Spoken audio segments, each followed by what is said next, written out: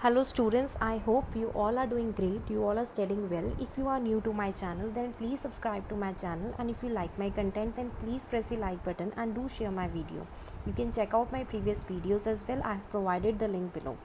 Today's topic is risk and return part 2. In part 1, we have already studied what is risk, what is return. We have already studied the capital asset pricing model. In this part, we are going to cover the measurement of risk. We will solve one example on capital asset pricing model, and in last we are going to study the arbitrage pricing theory. This theory is very important from exam point of view. Let's start with first topic, that is measurement of risk. Since risk is a variability in expectations, there are many statistical tools that can be employed to measure risk. The following are the statistical techniques that are used to measure risk. The first one is standard deviation, second is variance, third is coefficient of variance, fourth is cuteness, and fifth is probability distribution. Let us start with the first one, that is standard deviation.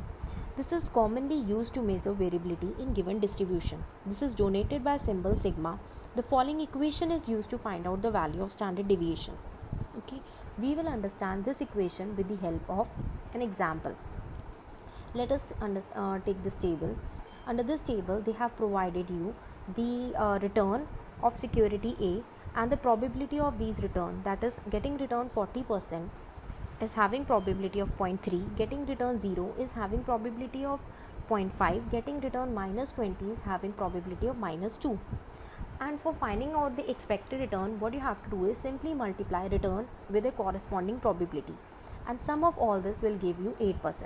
So expected return in investing your money of security A is 8%. Now let us take another example. Suppose you want to invest your money in security of A. Okay, and in different market condition, the security A is going to provide you different actual returns. Suppose if the market condition is boom, the probability of having boom market condition is 0.1 and actual return under this case is 30%. The probability of having normal market condition is 0.8 and actual return under this case is 20%, and the probability of having recession in the market is having probability of 0.1 and the actual return in this case is 10%.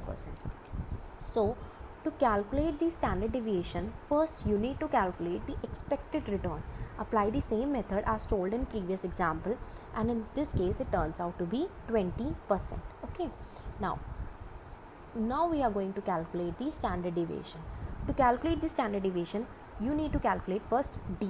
D here is square of actual return minus expected return under different market condition, and multiply this D with the corresponding probability. Okay, you will and sum total of this will be equal to 20%. This 20% is basically variance, and the square of variance is equal to standard deviation. Under this case it turns out to be 4.47. Okay, you can read it out as well. Variance is the weighted sum of square deviation from the expected return. The reason for squaring the deviation is to ensure that both the positive and negative deviation contribute equally to measure of variability. Okay, now suppose you are deciding between that is like you want to invest your money in either of the security of A limited or B limited. Okay, the data for B limited security is given under this table. Market conditions they have given, they have provided you the probability of these market condition and the corresponding actual return under each market condition. Similarly, first calculate the expected return of B limited security. Under this case it turns out to be 20%. Now calculate standard deviation of B limited security. For calculating the standard deviation, as I told, you will first calculate D. D here is square of actual return minus expected return under each market condition, and now multiply D with corresponding P, that is probability, and sum of all this will give you variance, that is 45 in this case, and the square root of variance is standard deviation. So ultimately the standard deviation of B limited security is 6.71. Now for deciding for making your decision to invest in either of the security, that is in security of A or B limited, expected return is same in both the cases, so your decision will ultimately be based upon the standard deviation. Standard deviation of A limited security was 4.47 and for B limited it was 6.71. Lower the standard deviation, lower the risk.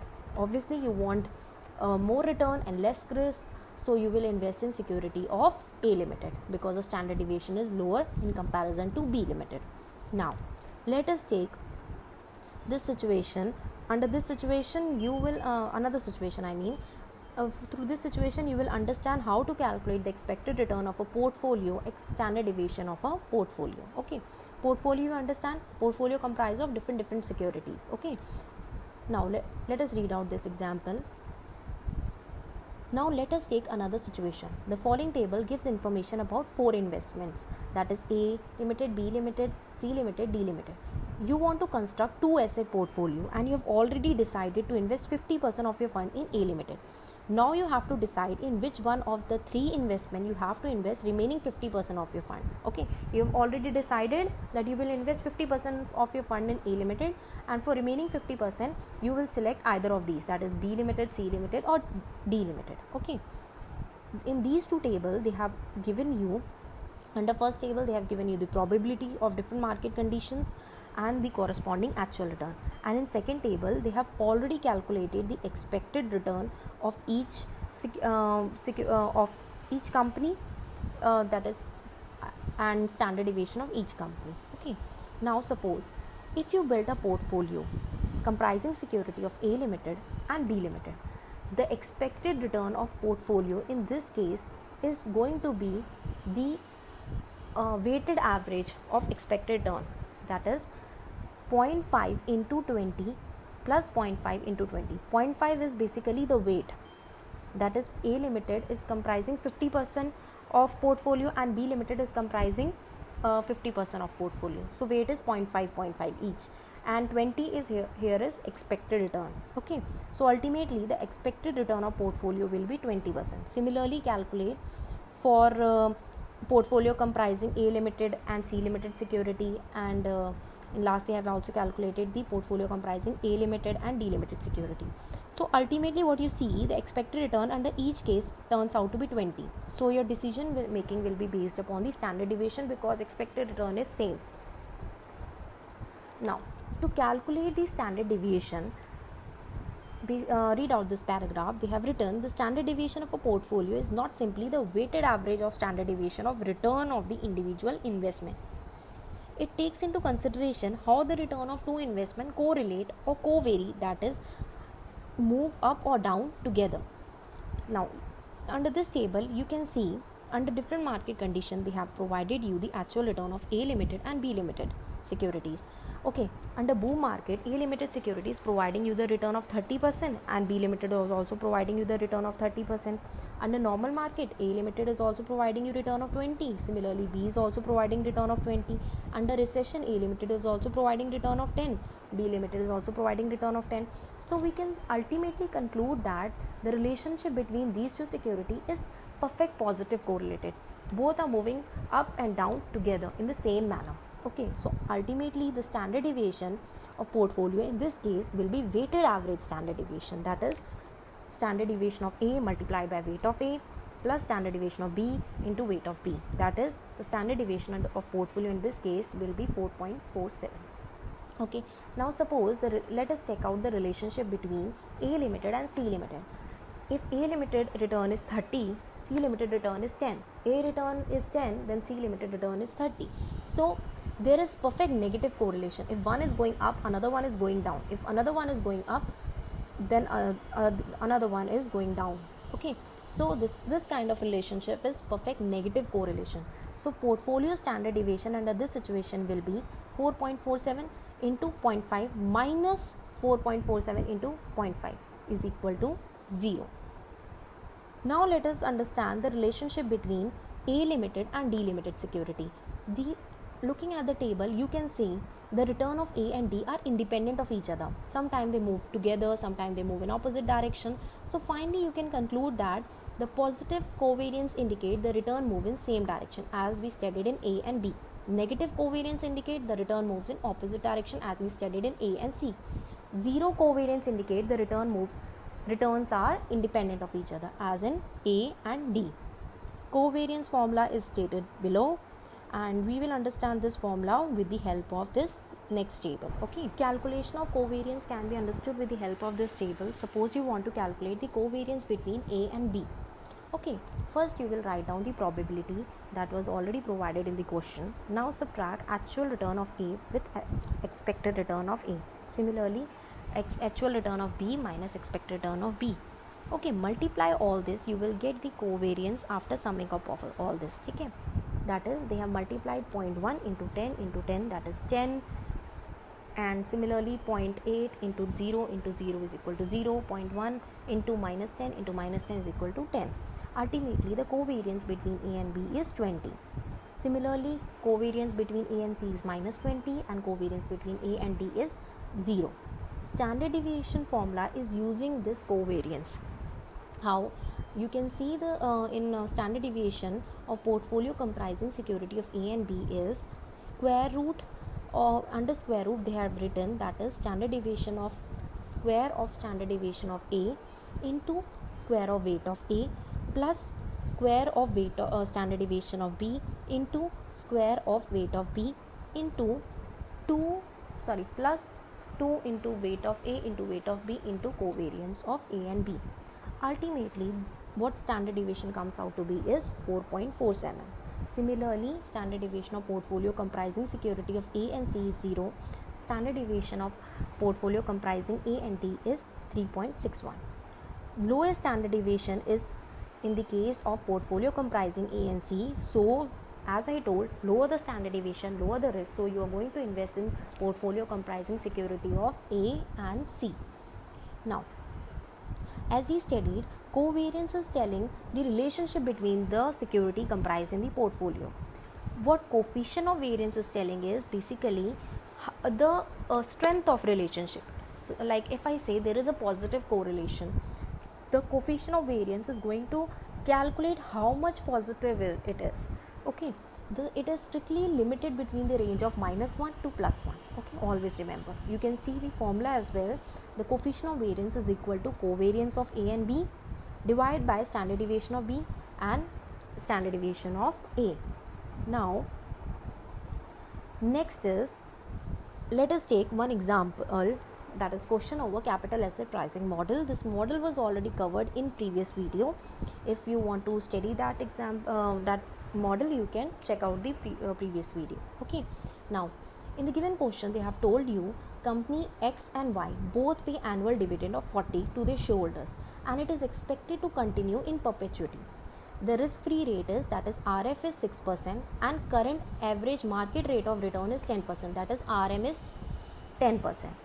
Beta of a company X is 1.1 and for Y is 0.8. What you're supposed to calculate is expected rate of return of each company and price of each company's shares. Okay, first expected rate of return can be calculated with the help of capital asset pricing model. You are simply supposed to put the values over the equation, that is RF is 6, beta of X is 1.1, again RM is 10 and RF is 6. So simply put the values over the equation, you will get expected rate of return of company X is 10.4% and expected rate of return of company Y is 9.2%. Now, how to calculate the price? In the given question, they have already said that the dividend is expected to continue in perpetuity. So the value will be calculated with the help of this formula, that is dividend divided by KE. So the price of company X security is rupees 385 and price of company security Y is 435. Okay. Now last topic is arbitrage pricing theory. This theory is very important from exam point of view, but in practical scenario the implication of this theory is quite difficult. Like in case of capital asset pricing model, what we were taking is, we were considering only one factor, that is risk in relation to market. But under this arbitrage pricing theory, suppose you want to invest your money in any security, you are going to consider many factors like inflation rate, growth rate and foreign exchange rate. Every factor is taken into consideration, and in case of practical scenario, finding out each factor which impacts your decision for making investment in any security is very difficult. Okay, now basically before I proceed, first you should know the meaning of arbitrage. In the second point, you can read out arbitrage is a process of earning profit by taking advantage of differential pricing of same asset. The process generates risk less profit. This means that same asset is sold in two different markets. In one market, this asset is selling at lower price in comparison to the price at which it is selling at different market. Okay, so as an arbitrator, what you will do is you will buy the asset from the market at which it is selling at lower price, and you will sell the same asset in the market at which it is selling at higher price.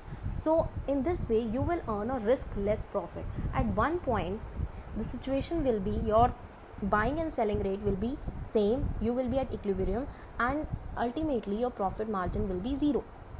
Okay, this is how it works. Okay, you can read out the assumptions as well. There it is provided over the screen, and the equation. Now in case of capital asset pricing model, we have already read one equation. Now in this case also, arbitrage pricing theory is also providing us with one equation. You as an investor will always desire to have return of like if you want to invest, you will always say that I want return.